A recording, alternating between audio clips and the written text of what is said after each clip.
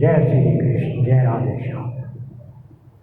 सभी लोग बड़े स्वस्थ चित्त होकर यहाँ विराजमान हैं और पूज्य गुरुदेव जी की कृपा, उनकी आज्ञा से जो गीता पर कार्यक्रम दिया जाता है उसको मैं शुरू कर रहा हूँ।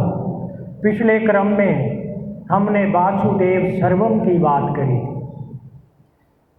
तो इस क्रम में हमने 3 योगों को समझना है कि ये कर्म योग, ज्ञान योग, भक्ति योग ये क्या है, कहाँ से शुरू हुए, भगवान ने इनके द्वारा किस तरह प्राणी मात्र का कल्याण किया।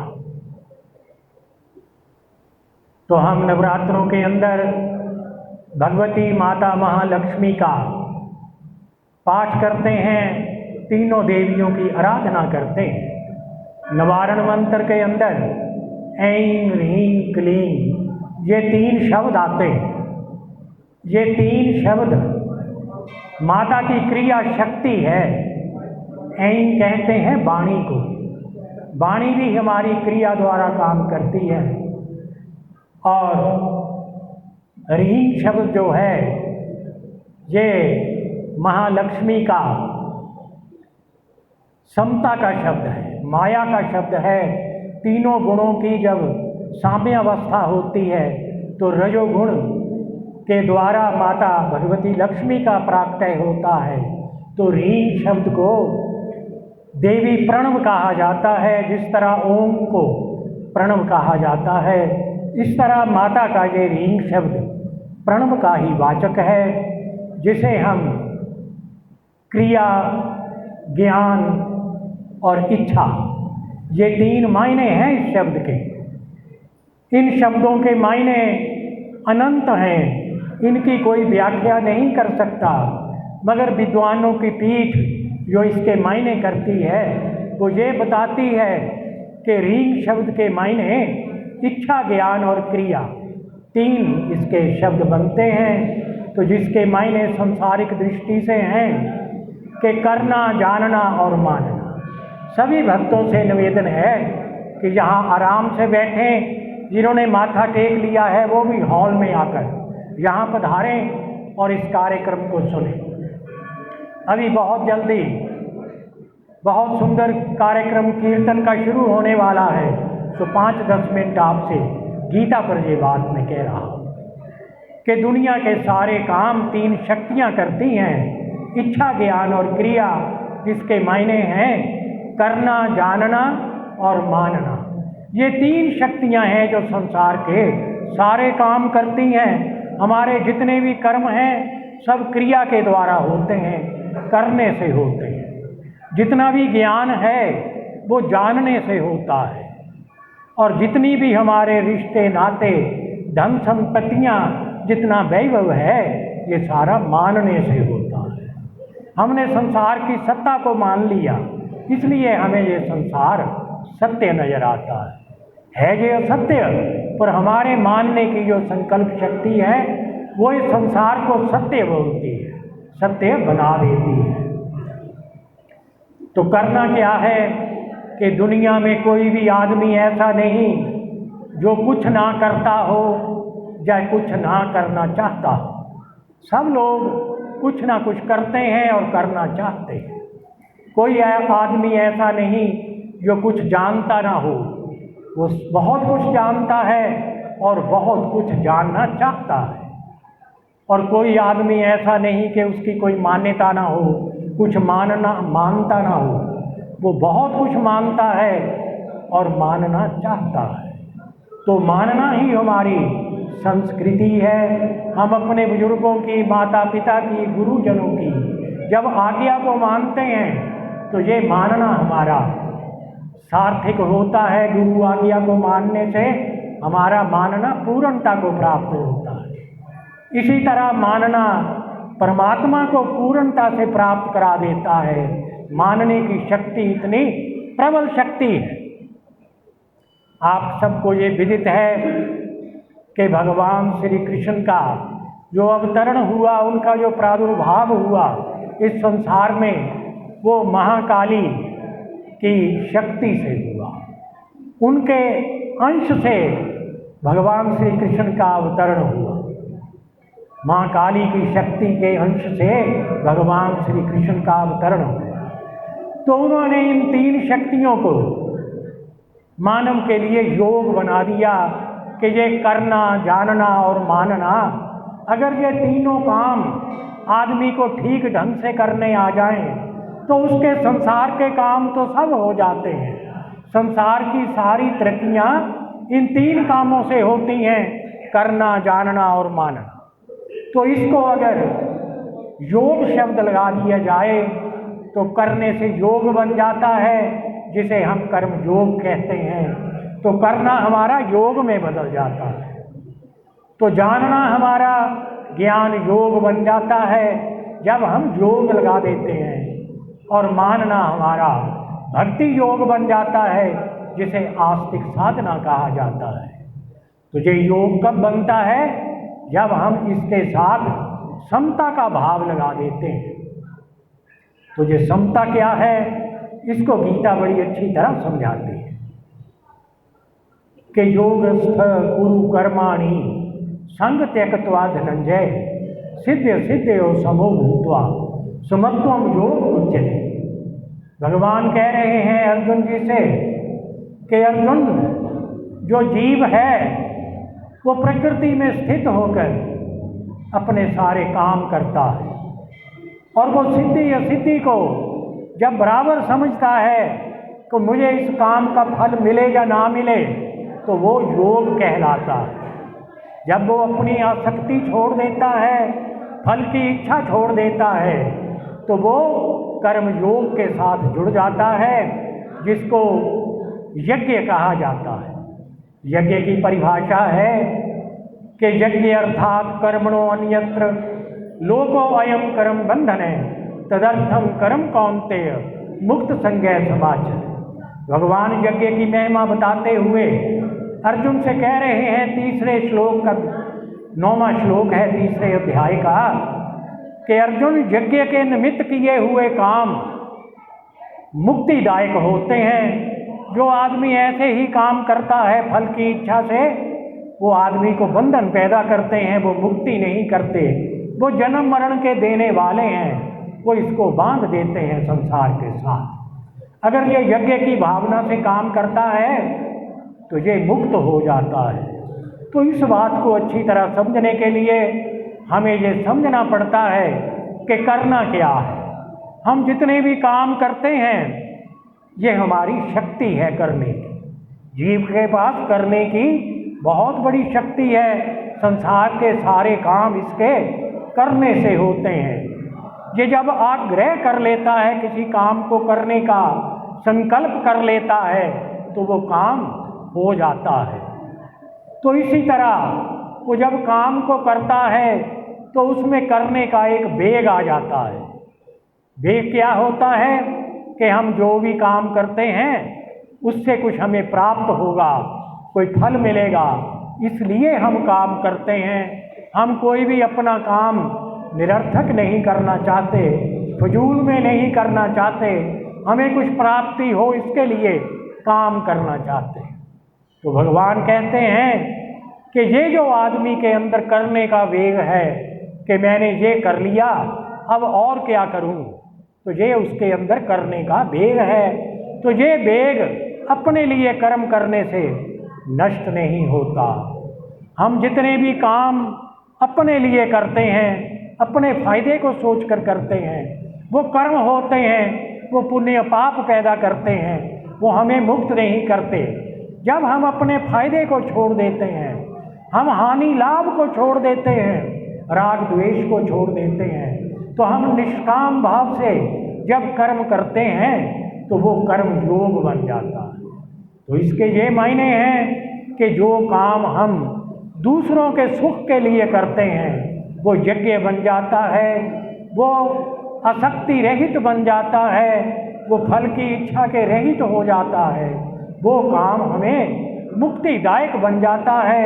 तो भगवान ने इस तरह इस कर्म को कर्म योग बना दिया, आदमी को बड़ी सुंदर शिक्षा दी। इसी तरह हम जानना चाहते हैं। हम जो जानना चाहते हैं कि हमें सब वस्तुओं का ज्ञान हो जाए। हम सारे संसार की चीज़ों को जानना चाहते हैं, सब चीज़ें हमें पता लग जाएं, इसको ज्ञान कहा जाता है।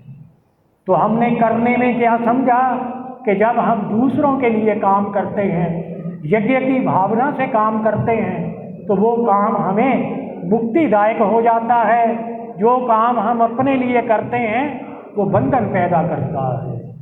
इसी तरह जो हम संसार की जानकारियाँ रखते हैं, ज्ञान रखते हैं संसार का, कि मैंने ये जान लिया, हमने इतनी किताबें पढ़ ली, लाइब्रेरियाँ पढ़ ली, स्कूलों कॉलेजों में जितनी तालीम है वो सब जानने के लिए है, ज्ञान के लिए है। मगर ये जानना पूर्ण नहीं होता। आदमी एक विषय की, एक सब्जेक्ट की पीएचडी कर लेता है तो दूसरे सब्जेक्ट उसके अनजाने रह जाते हैं। जो आदमी अंग्रेजी का पीएचडी है उसको हिंदी का ज्ञान नहीं है, संस्कृत का ज्ञान नहीं है, फिजिक्स केमिस्ट्री का ज्ञान नहीं है। सैकड़ों शब्द हैं जिनको जानना है, सैकड़ों विषय हैं, सब्जेक्ट हैं। तो आदमी कुछ विषयों को जान पाता है, बाकी ऐसे ही रह जाते हैं। तो आदमी कितना मर्जी जान ले, वो अनजान बना रहता है, वो ज्ञानी ही बना रहता है। तो भगवान कहते हैं कि ये जानना तभी पूरा होता है जब हम स्वयं को जानते हैं। क्यों? हमारा जो स्वयं है, जो अपना आप है, वो परमात्मा का अंश है।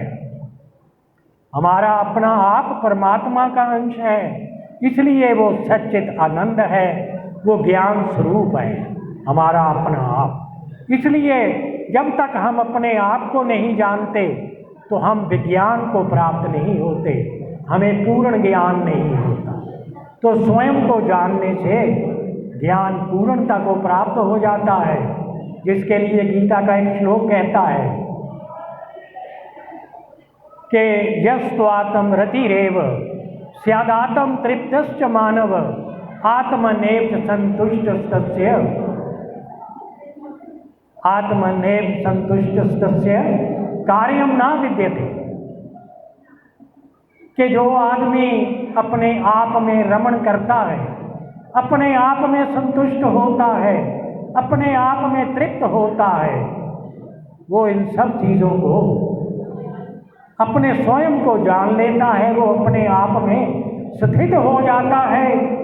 तो हमें अपने आप को जानने से ही पूर्णता प्राप्त होती है। जिसको मेरा एक शेर कहता है कि खुद में खुद ही ठहर जाना, खुद में खुद ही ठहर जाना, गर पाना है रूह के जलवे को, खुदी से लद्दाखी जुदा होना, खुदी से लद्दाखी जुदा होना, कृष्ण है गीता हर जमाने।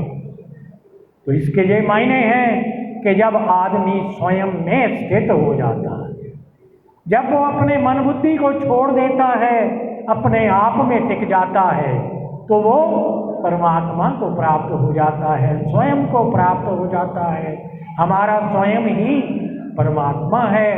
इसलिए आदमी स्वयं में स्थित होने पर तृप्त हो जाता है, संतुष्ट हो जाता है।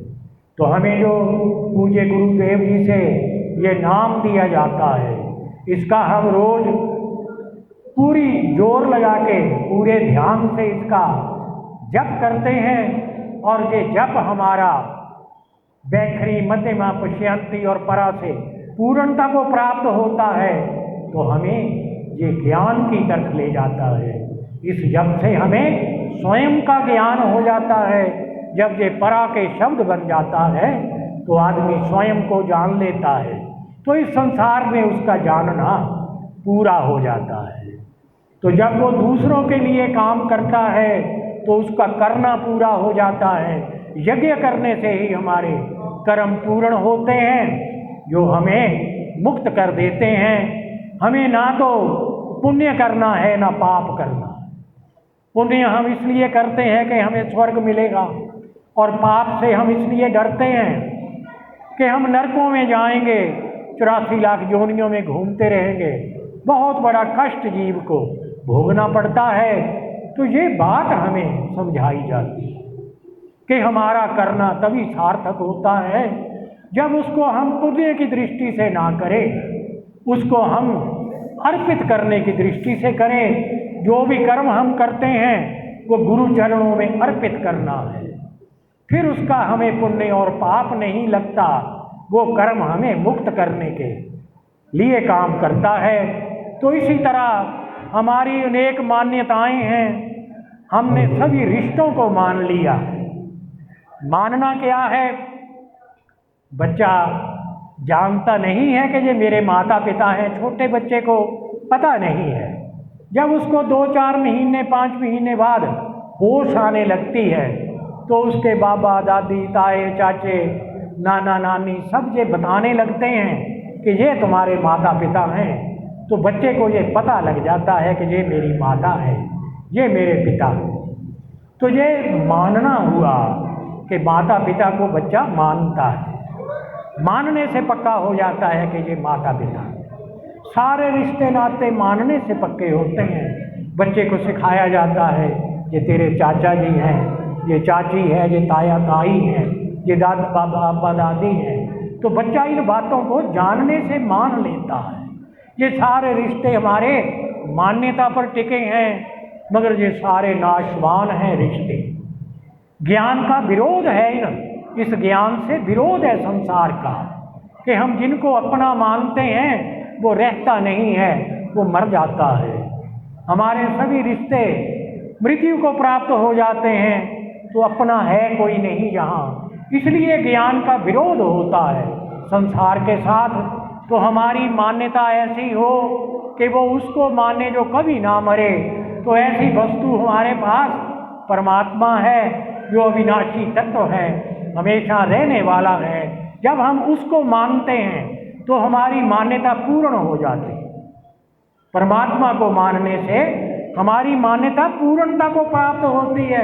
इसीलिए उसको भक्ति योग कहा जाता है, उसको आस्तिक साधना कहा जाता है, ज्ञान को आध्यात्मिक साधना कहा जाता है, कर्म योग को भौतिक साधना कहा जाता है। कर्म योग को हम अहंकार के साथ भी करते हैं, अपने कामों के साथ भी कर्म योग को पूर्णता से कर सकते हैं, उसमें विघ्न नहीं पड़ता।